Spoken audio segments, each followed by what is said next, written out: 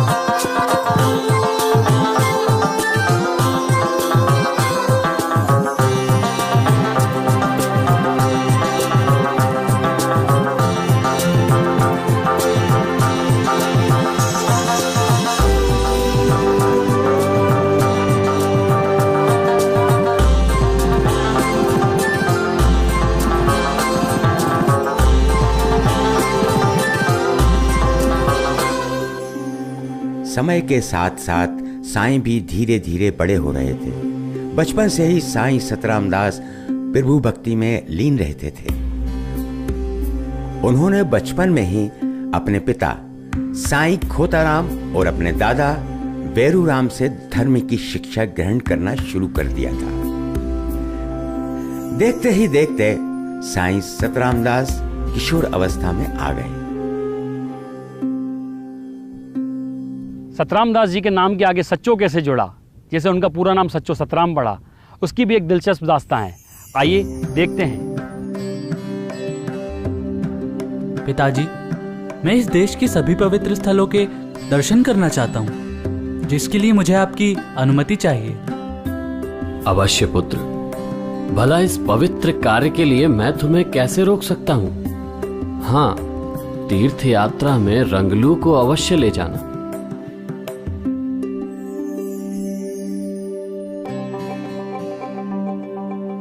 अपने पिता की अनुमति से किशोर साईं सतराम दास और उनके घनिष्ठ मित्र रंगलू ने अपनी तीर्थ यात्रा प्रारंभ कर दी। कई दिनों तक उन दोनों ने विविध धर्म स्थलों और वहां बसे ईश्वर के विविध रूपों के दर्शन किए।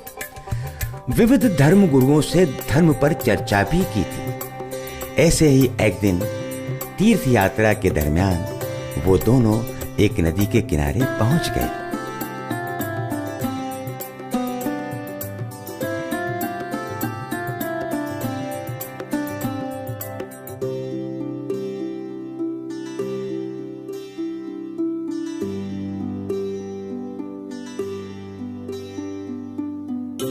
रंगलू, ये कौन सी नदी है?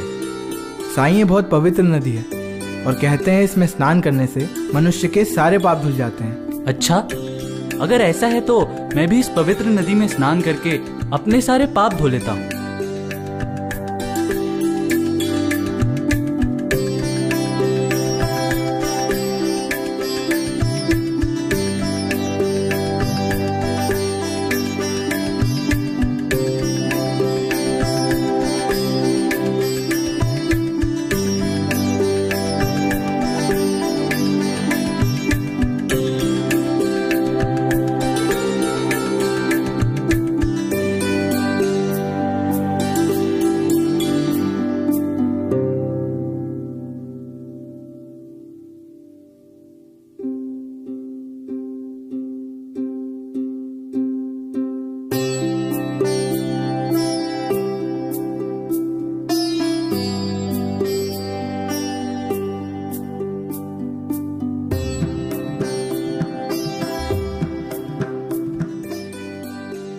ये तो कोई अंतर्यामी मालूम होता है, मेरे बिना मांगे ही मुझे दक्षिणा प्रदान कर दी। रुकिए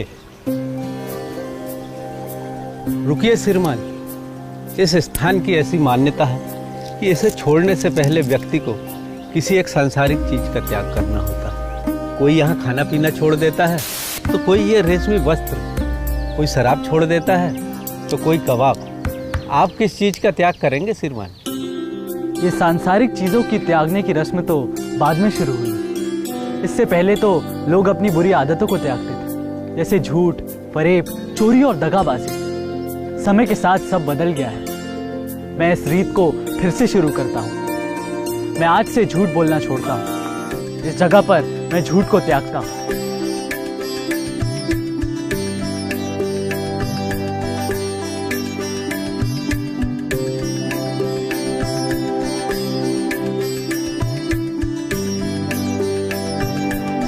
अरे भाइयों सुनो सुनो, ये कोई साधारण बालक नहीं है, ये ईश्वर का अंश मालूम होता है।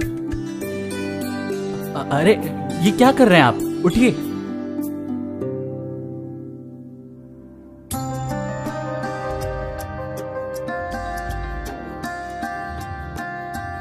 क्या आप सतरामदास जी हैं? प्रभु, मेरे स्वामी, मैं धन्य हो गया। ये आप क्या कर रहे हैं? आप मुझसे बहुत बड़े हैं। मैं तो आपके बेटे जैसा हूं। हे प्रभु, मैं आपके दर्शनों का अभिलाषी हूं। आप मेरे अवगुणों को ना देखें।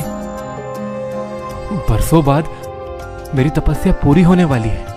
आज मुझे मेरी साधना के बीच में एक तेज रोशनी का पुंज दिखाई दिया, जिसने मुझे कहा कि ईश्वर ने मेरी आराधना को स्वीकार कर लिया है, और यह भी कहा कि मेरे प्रभु मुझे इसी स्थान पर आकर दर्शन देंगे और उनका नाम सतराम दास होगा, जो कि मुझे इस जीवन के जन्म मृत्यु के काल से मुक्त कर देंगे। भाइयों, ये बालक साधारण बालक नहीं है। ये तो भगवान शिव का अंश है, ईश्वर का अंश है साक्षात। साईं सतराम दास जी, आप तो प्रेम के भंडार हैं, भक्ति परमार्थ के सूर्य हैं। आप मानव समाज को सरस और प्रफुल्लित करने के लिए मानव रूप में आए हैं। भूलकर भी कभी मुझे यह अभिमान ना हो कि मैं अपने स्वामी को पहचान ना सका। मुझसे उस अद्भुत अलौकिक शक्ति पुंज ने कहा था कि मैं आपके नाम के आगे सच्चो शब्द लगा दूं। पूरी दुनिया आपको सच्चो साईं सतराम दास के नाम से जाने। जब लोग इस नाम का स्मरण करेंगे तो उन्हें महान पुण्य की प्राप्ति होगी और आगे जाकर उन्हें सचखंड में स्थान मिलेगा, क्योंकि आपका नाम और परमात्मा एक ही है। आपके नाम का स्मरण और परमात्मा के नाम का स्मरण एक ही है। और सच्चो का अर्थ है जीवन की सच्चाई, और सतराम का अर्थ हमारे रोम रोम में बसने वाले प्रभु परमेश्वर। आपकी जय हो प्रभु। बोलो सच्चो साईं सतराम दास की जय। सच्चो साईं सतराम दास की जय। सच्चो साईं सतराम दास की जय। सच्चो साईं सतराम दास की जय। बोलो सच्चो साईं सतराम दास की जय।